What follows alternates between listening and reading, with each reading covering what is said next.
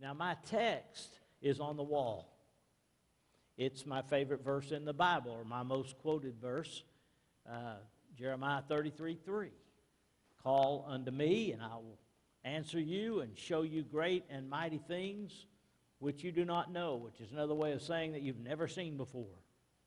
And I like that. Sometimes when you get old like I am, people like sameness. I like certain sameness. Like I'd like my food cooked the same way, every time or whatever, and my wife does a great job of that. But there's also something, though, about the gospel and the Bible and Christianity and the needs of the world that says, I'm willing to go without my comfort zone sameness and predictability, and instead see how God could do something through me. And He can do something through you. But it begins with this prayer. Lord, here am I, send me. It's call unto the Lord, and He will answer you and show you great and mighty things which you've never seen before. And that's where I want us to be as a church. Now, I have purposefully, and I'm not apologizing, I'm just saying it, I have purposefully overcommitted us. We are way overcommitted. We have committed to help people. We're already in one place on the planet that has over 230 million people that we've committed to, and we've successfully reached every part of that area. And now we've made a fresh commitment to an area of 130 million people, and we've already started our training there. And so you're looking at the entire population of the United States plus some that we've committed to be able to help them to plant churches, to train pastors, and to be able to turn around cultures that are all messed up. And the same thing is what needs to happen in Northwest Arkansas and needs to happen in the United States of America. We are a pagan nation, and we're acting like that there is no God, and that whoever has the most power gets to rule. We're no longer respectful of one another. We're no longer trying to be one nation under God. We're trying to be one more dictatorship. That the world already has over half the nations under a dictatorship, and now they're trying to turn our nation into a one-party dictatorship. And it's happening. It's happening. And you know what will change it? Jesus. Winning people to Jesus. That's it right there. When you can see a culture so impacted by the gospel of Jesus Christ, then that culture can change. And so, yes, we're overcommitted, but in God's eyes, we're undercommitted. Because He's the one that said, call unto me, and I'll answer you and show you great and mighty things that you've never seen before. And that's what we have to do. Now, what is our part in this? By that verse, what is our part? We've got to call. So it comes down to your prayer life, doesn't it? Talking to Him. And what He wants is fellowship. He wants us to just spend time with Him in fellowship. And He wants us to ask Him to come and make a difference in our lives. God is a perfect gentleman. He's not going to force Himself on you. He may sometimes force judgment on you, but He's not going to force you. He is asking you. He's asking me every day for us to call upon Him. That means we're the ones that start it. The prayer begins with us, and then we expect something from Him.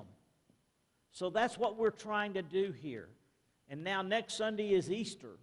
We've got a few cards out in the entrances where you can grab them, take them to your neighbors this week, invite them to Easter. And that's always a great time to have a crowd and everything. And I promise you I'm going to preach the gospel in such a way that they're going to understand why the tomb is empty and why they need to respond to that empty tomb. So go get them here. But like our young people that were just lined up, and like the pastors that we're training on the other side of the world, you can't win people to Jesus unless you do it intentionally. You can't just have a nice prayer life and go to church. You have to become more intentional about how you reach people with the gospel. And it can be as simple as inviting them to coffee, or as complicated as sharing your testimony with them in a family gathering. But whatever it is, it's always different. I love the stories in Acts because they're all different. There's no one way to win somebody to Jesus.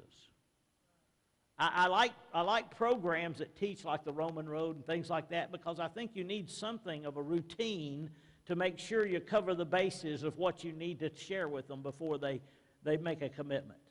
So I like the Roman Road, and I like all the other different ones that have come and gone through the years. But the idea is that we need to have something before we share the gospel that involves the idea of us intentionally finding out where they are, and then sharing with them our commitment, our testimonies, and then taking them through a plan of salvation. But we've got to ask that question. It has to be somehow that we learn how to say, hey, I've been thinking about this. You know, we've been working in the same office for a long time, and I hope you know that I love Jesus and that I go to church, but my main thing is I've grown to consider you one of my friends, and I don't know where you are. So if you were to die today and stand before the Lord, He asked you, why should I let you into heaven? What would you tell Him? And by asking an exploratory question, there's a half a dozen of them, that's one. But by asking an exploratory question, you're not only finding out what you need to find out about His commitment to Jesus, but you're making Him find out, or her find out, where they are with Jesus. So we need to call upon the Lord and let Him show us great and mighty things that He can do through us. And one of the things we may need to call upon Him for is to be better at individual and personal evangelism. Soul winners. You can't do what we need to do next without harvesting at home. We need to, listen, what God has done for Northwest Arkansas, He has brought people from all over the world here. And you know what they've done? They've gone into isolation, many of them. They come here and they stay in their own little communities. You got a community over here, and you got a community over here, and this one over here. Some of them are in the second generation coming into what we would call the normal Northwest Arkansas, if you want to call Northwest Arkansas normal. But they're coming into our world, if you will. So we ought to at least be able, without a language barrier and a culture barrier, we'll at least be able to share Jesus with those folks. But we also need to find how to reach the first generation folks. So what we're doing around the world and how we're going to be teaching other churches how to do that, one of the things I want you to help me to do is for our church to become even better than we are. I know we're maybe better than many, but we need to be better than we are at sharing Jesus with Northwest Arkansas. Even better than we are at leading them to Christ and help them to follow Him in baptism and training them up as disciples of Jesus Christ. You know what? Once we get them won, we've got everything else. We've got a great program. We've got far more than the average church. If you come on Sunday morning, Sunday night, and Wednesday night, you're going to get discipled. You're going to get discipled, and you're going to get fed.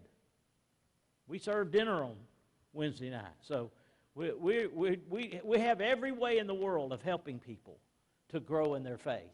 And I just want you to know, as I get to Easter, as we get that done, and we're moving on, we're preparing then the last few weeks, getting ready for our conference, that one of the things we need to be better at, and this is my fault more than anybody, but one of the things we need to be better at is being a witness to the guy down the street or the girl across the road. We need to be better at soul winning. And listen, if it's just this, if you say, I'm just getting nervous, I don't know what to do, well then I'm going to tell you, there's no bad way to witness except no witness. A lot of people say, I don't want to share because I'm afraid I'll say it wrong, or I might run them away. Where are you going to run them to? Hell number 2? They're already going to hell. You're not going to run them off. So what you do is you just stumble into a witness and just, if you have to, just say, listen, I apologize. I'm not a professional at doing this. But I just wanted you to know I care about you. And here's what Jesus has done in my life. Has He done anything like that for you? Would you go to church with me next week? I like to sit on the fourth row in the middle. Would you come and sit with me in church next week? And we'll go to lunch after. Find a way to become an evangelist and a soul winner in Northwest Arkansas, because it will add power to what we are doing around the world. We will become a global outreach center when we're reaching the other side of the world while we're reaching this side of the world. And how do I do that? Jeremiah 33:3. Call unto me, and I will answer you and show you great and mighty things that you've never seen before. Let's just abbreviate that. Call unto me, and I will answer you and show you great and mighty things. That's just what that says. Can you say that with me? Say it with me. Call unto me, and I will show you great and mighty things. Amen.